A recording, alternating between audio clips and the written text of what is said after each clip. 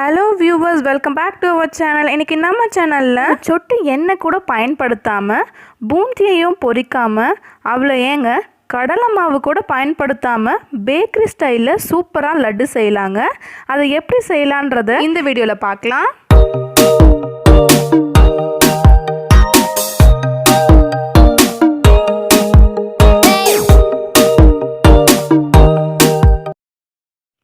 லட்டு செய்வதற்கு தேவையான பொருட்கள் 200 கிராம் கடலைப்பருப்பு எடுத்து நான் ஊற வச்சுருக்கேன். இது ஒரு 2 மணி நேரம் நல்லா ஊற வச்சுக்கலாம். இப்போ கடலைப்பருப்பு ஊற வச்சு 2 மணி நேரம் ஆயிடுச்சு. பாருங்கள், கடலைப்பருப்பு வந்து நல்லா ஊறிட்டு இருக்கு. இப்போ இந்த ஊறின கடலைப்பருப்பை வந்து நம்ம மிக்சியில் போட்டு அரைச்சிக்கலாம். கொஞ்சம் கூட தண்ணி ஆட் பண்ணாமல் நம்ம அப்படியே தான் அரைக்க போகிறோம். அரைக்கும் போது கொஞ்சம் நரன்னு இருக்கிற மாதிரி அரைச்சி எடுத்துக்கோங்க. அப்போ தான் வந்து லட்டு நல்லாயிருக்கும் சாப்பிட்றதுக்கு. ஓகே ஃப்ரெண்ட்ஸ், இப்போ இதை அரைச்சி எடுத்து வந்து காமிக்கிறேன் பாருங்கள். பாருங்கள் ஃப்ரெண்ட்ஸ், இந்த அளவுக்கு நரன்னு இருந்தால் நல்லாயிருக்கும் லட்டு. அதே மாதிரி இன்னொரு மிக்சியில் வந்து ஏலக்காய் பொடி வந்து கொஞ்சம் நான் அரைச்சி எடுத்துகிட்டு வந்திருக்கேன். நம்ம லட்டு செய்யும் போது இந்த ஏலக்காய் பொடி போட்டு செஞ்சோன்னா நல்லா வாசனையாகவும் டேஸ்ட்டாகவும் இருக்கும். Okay friends, next stove on பண்ணி நான் பேன் வச்சுருக்கேன். பேன் சூடானதும் நம்ம கீ ஆட் பண்ணிடலாம். பேன் சூடாகட்டும். அதுக்குள்ளே வந்து நம்ம முந்திரி, திராட்சை, நெய்யெல்லாம் எடுத்து வச்சுக்கலாம். நான் வந்து ஒரு 7 முந்திரியை 2ஆக உடச்சி வச்சுருக்கேன். திராட்சை வந்து ஒரு 10லேருந்து 15 எடுத்து வச்சுருக்கேன். கீ வந்து 1 ஸ்பூன் எடுத்து வச்சுருக்கேன். இப்போ பேன் வந்து சூடாகிடுச்சு. கீ இதில் வந்து போட்டுடலாம். கீ மெல்ட் ஆனதும் நம்ம எடுத்து வச்ச முந்திரி ஃபஸ்ட்டு போட்டுடலாம். இது ஒரு 2 செகண்டுக்கு நல்லா வதக்கிக்கோங்க.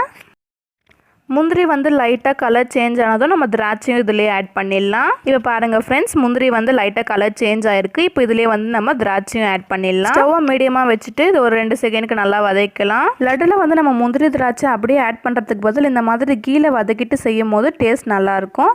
பாருங்கள் ஃப்ரெண்ட்ஸ், முந்திரி திராட்சை கலர் சேஞ்ச் ஆகிடுச்சு. இப்போ இதை எடுத்துடலாம். நெக்ஸ்ட்டு அதே பேனில் நம்ம அரைச்சி வச்ச கடலைப்பருப்பு ஆட் பண்ணிடலாம்.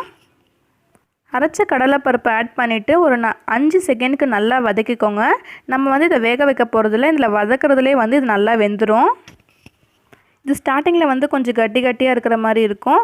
இது நம்ம வதக்க வந்து உதிரியாக ஆகிடும். பாருங்கள் ஃப்ரெண்ட்ஸ், இப்போ வந்து கடலைப்பருப்பு வந்து பவுட்ரு மாதிரி ஆகிடுச்சு. இப்போ இது மூலியமாகவே நம்ம தெரிஞ்சுக்கலாம் இது வந்து நல்லா வெந்துடுச்சுன்னு. இப்போ இது ஆறினவனே மறுபடியும் வந்து நம்ம மிக்சியில் போட்டு அரைக்க போகிறோம். மிக்சியில் வந்து ரொம்பலாம் அரைச்சிடாதீங்க. சும்மா ஒரு சுற்றிட்டு அப்புறம் ஆஃப் பண்ணிவிடுங்க. இப்போ நான் மிக்சியில் அரைச்சி எடுத்துகிட்டு வந்துட பாருங்கள். இப்போ நீங்கள் பார்த்தீங்கனாலே தெரியும் கடலைப்பருப்பு பவுட்ரு வந்து சூப்பராக ரெடி ஆகிடுச்சு. இதை வந்து அரைக்கும் போது நம்ம தண்ணியெலாம் எதுவும் ஊற்றி அரைக்கக்கூடாது. தண்ணி இல்லாமல் தான் அரைக்கணும். நெக்ஸ்ட்டு ஸ்டவ் ஆன் பண்ணி சுகர் ஆட் பண்ணிடலாம். சுகர் வந்து நம்ம கடலைப்பருப்பு எடுத்தோம் பார்த்தீங்களா, 200 கிராம், அதே அளவுக்கு தான் நான் எடுத்திருக்கேன். கடலைப்பருப்பு நம்ம எவ்வளோ எடுக்கிறோமோ அதுக்கு ஈக்குவலாக நம்ம சுகர் ஆட் பண்ணாதான் வந்து லட்டு வந்து சூப்பராக டேஸ்ட்டாக இருக்கும். தண்ணி வந்து நான் கடலைப்பருப்பை மெஷர் பண்ணேன் பார்த்தீங்களா, அதிலே வந்து ஒரு 1/4 டம்ளர் எடுத்திருக்கேன். இதுலேயே வந்து ஒரு 1/4 ஸ்பூன் ஏலக்காய் தூள் ஆட் பண்ணுறேன். இப்போ ஸ்டவ்வை மீடியமாக வச்சு இந்த சக்கரை கரையிற வரைக்கும் நம்ம இதை கலக்கி விட்டுடலாம். தண்ணி வந்து அதுலேயே வந்து நம்ம 1/4 டம்ளர் எடுத்துக்கணும். இந்த சக்கரை தண்ணி வந்து சக்கரை பாகு ஸ்டேஜில் வரணும்னு அவசியம் இல்லை. சக்கரை வந்து நம்ம தொட்டு பார்த்தா ஒரு பிசுப்பு தன்மை வரும் பார்த்தீங்களா, அந்த மாதிரி வந்தாலே போதும். பாருங்கள் ஃப்ரெண்ட்ஸ், சக்கரை வந்து நல்லா கரைஞ்சிடுச்சு தண்ணியிலே. இப்போ தொட்டு பார்க்கலாம் கையில் ஒட்டுதான்னு. சக்கரை தண்ணி வந்து அந்த பிசு தன்மையோடும் கையில் ஒட்டுற மாதிரி வருது. சக்கரை தண்ணி வந்து ரெடி ஆகிடுச்சு. இப்போ ஸ்டவ்வை ஸ்லோ பண்ணிவிட்டு நம்ம அரைச்சி வச்ச கடலைப்பருப்பு பவுடரை வந்து இதில் ஆட் பண்ணிடலாம். இதை வந்து ஒரு 2 செகண்ட்க்கு வந்து நல்லா மிக்ஸ் பண்ணி விடுங்க. கடலைப்பருப்பில் வந்து அந்த சக்கரை பாகு தண்ணி வந்து நல்லா மிக்ஸ் ஆகணும். இந்த லட்டு வந்து நான் சொல்கிற மெஷர்மெண்ட்டோட நீங்களும் செஞ்சு பாருங்கள். இந்த லட்டு வந்து அப்படியே பேக்கரி ஸ்டைல் லட்டு மாதிரி அவ்வளோ சூப்பராக இருந்துச்சு. நான் சொல்கிறதோட நீங்கள் ட்ரை பண்ணி பாருங்கள், அப்போ உங்களுக்கே புரியும். பாருங்கள் ஃப்ரெண்ட்ஸ், இப்போ ரெண்டும் வந்து நல்லா மிக்ஸ் ஆகிடுச்சு. இப்போ இதில் வந்து நம்ம வதக்கி வச்ச முந்திரி பருப்பும் திராட்சையும் ஆட் பண்ணிவிட்டு ஸ்டவ் ஆஃப் பண்ணிடலாம். ஸ்டவ் ஆஃப் பண்ணிவிட்டு ஒரு 2 செகண்ட்க்கு இதை அப்படியே விடுங்க. இப்போ இது லைட்டாக வெதுப்பான சூடில் இருக்கும் போது நம்ம உருண்டை பிடிச்சிடலாம். உருண்டை பிடிக்கும் போது உங்களுக்கு எந்த சைஸில் வேணுமோ அந்த சைஸில் வந்து உருண்டை பிடிச்சிக்கோங்க. உங்களுக்கு பெருசாக வேணும்னா பெருசாக உருண்டை பிடிச்சிக்கோங்க, இல்லைனா சின்னசாக வேணும்னா சின்னசாக உருண்டை பிடிச்சிக்கோங்க. நான் வந்து கொஞ்சம் மீடியமாக தான் பிடிக்கிறேன்.